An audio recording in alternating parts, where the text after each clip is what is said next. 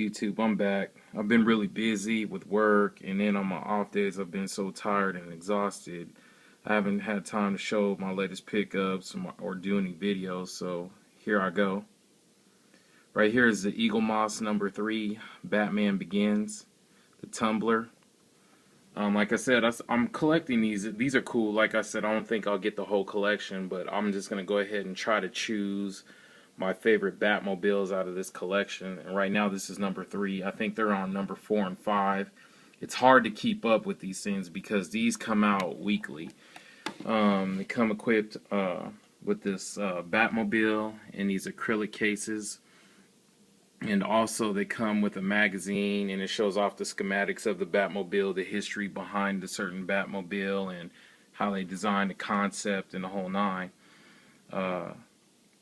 I think, like I said, I think they're on 4 or 5 now. I skipped on number 4. I think that was like Batman Begins, or I'm sorry, the one with Val Kilmer. I hated that Batmobile, but I'm lost in the series. I don't know where they're at anymore. So, but this is my latest pickup right here. I think it's pretty fresh. It's taking out the scene. Batman Begins, the rooftop when he was trying to elude the police, and of course, you can take the top off the acrylic case and just display the Batmobile at the base, which is pretty cool.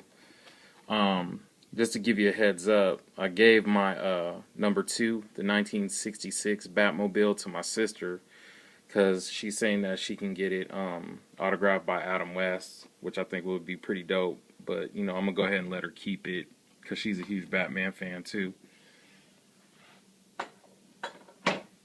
And then right here, the audio sucked on it, but this is my Brian Boland Batman from The Killing Joke, one of the most iconic and epic Batman stories out there. And it's number 2450 out of 6500. I love it because if you look at his face, I know the light's probably washing out his face, but Batman looks really gritty. It kind of reminds me of the Michael Keaton Batman, the way the emblem is on his chest. This is one of the few Batman that his utility belt doesn't have the military pouches, but more the capsule style bat belt. And it, to me, was just dope. He looks like he's chilling in his b-boy stance too, and you can kind of see the cape billowing at the wind. And my next joint right here is one that I really wanted. This is the Jim Lee's first edition of Batman, and I love this one because of the fact that, look at the sculpture on it and the way that the cape is billowing up. The face on this joint this one to me is Batman at his core. You know, he's muscular, he's in shape, he's ripped up, he's ready for action, and the scowl on his face, it tells it all. I think, and if you look at the Bat belt, this is one of the few Batman 2 that have the capsule style Bat belt than opposed to the military pouches. What I like about this cape, it's like you can imagine him sitting on top of a rooftop looking down at his enemies while the wind is blowing at his cape. Or you can also imagine this statue too is like I can't remember if it was in the Dark Knight Rises when he fell from the rafters, and how the cape kind of breaks his fall. So when I look at this statue, this is what it reminds me of. Like I said, he's either on a rooftop scouting, looking down at his enemies, or he just came down and his cape just broke his fall. I love this joint. And right here is my Showstopper. Now this joint right here was honestly, in my opinion, one of the top 3 Batman statues out there. I think this is one of the dopest ever. I'm initially over it. I got this around my birthday weekend as well. Now, this is the one of the top 3 in my mind that I definitely had to have.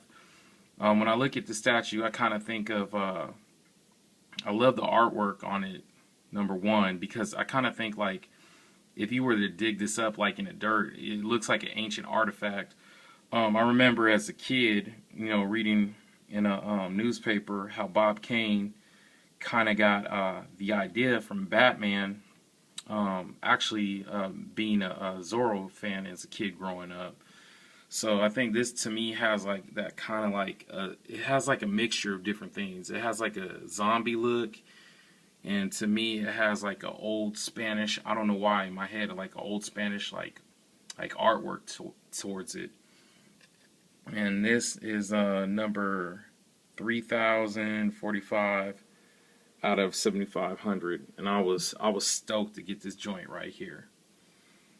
And right here I have the Jim Lee second version of the Batman black and white statues. Of course, like I said, this was my first purchase, but I'm kind of gonna let you guys in on something. We have like a comic fair coming to Vegas. I don't know, like next month, and I'm debating whether like Jim Lee's gonna be there, Stan Lee's gonna be there, and I'm excited because I'm kind of thinking in my head like, man, I would like Jim Lee to autograph the base here. And since these are both of his statues, I was just curious, like, I don't know if it would mess it up, take away, because I've seen some of these Batman black and white statues actually be signed by the actual artists and sculptors and things like that. But then sometimes, to me, it kind of takes away from the art. So this is, like I said, this is a Jim Lee statue as well, but I can't really see getting a clean signature on there. But then maybe I'm thinking right here, maybe I can go with a white Sharpie, have him sign his name here, or maybe go with a black Sharpie. But then I'm kind of thinking that's why I want to know what your opinion is to see if it would take away from it. I've seen them before and I think it looks kind of cool, but then again, certain things you don't want to get signed because it would take away from the art. And I brought this statue back out because I had dreamed and hoped, like, man, one day I would get to meet Stan Lee, creator of Marvel, Spider-Man, probably the most enthusiastic, passionate man about his career, his craft ever.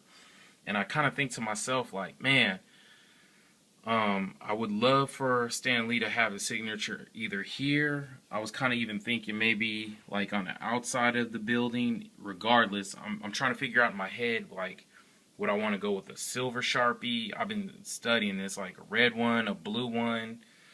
I don't know. I don't even know the prices. I don't even know if I'm going to get it done, but that's a goal. That's something like when I purchased this statue, I would think to myself, I know it's limited, it's a limited edition as well, but I kept thinking to myself, man, this would be so dope if I could go get Stan Lee to sign this for me.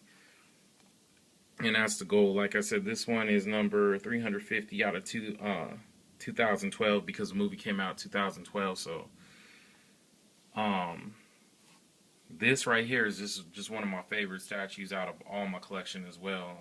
I adore and like love all my statues, but for this to be signed by Stan Lee would be epic.